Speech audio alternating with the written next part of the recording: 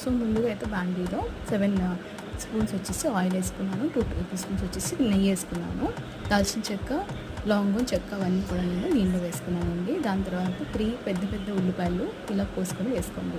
బాగా వేయించుకున్న తర్వాత ginger garlic paste 2 tablespoons వేసుకోండి. దీన్ని కూడా బాగా వేయించుకోండి. వేయించుకున్న తర్వాత కొబ్బరి పేస్ట్ కూడా 2 టేబుల్ స్పూన్స్ వేసుకోండి.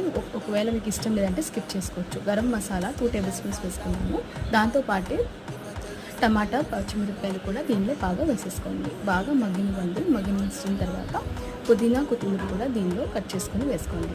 ఇప్పుడైతే మనము రోస్ట్ చేసుకొని పెట్టుకున్నాం అంత నానబెట్టుకున్నది పెసరపప్పు అయితే వేసుకున్న తర్వాత పసుపు వేసుకొని బాగా కలుపుకోండి. కలుపుకున్న తర్వాత పెరుగు ఒక పావు కప్ అయితే వేసుకోండి. వేసుకున్న తర్వాత బాగా కలుపుకోండి. పెరుగు వేస్తే కింద మాడ అంటుందండి అండ్ టేస్ట్ కూడా చాలా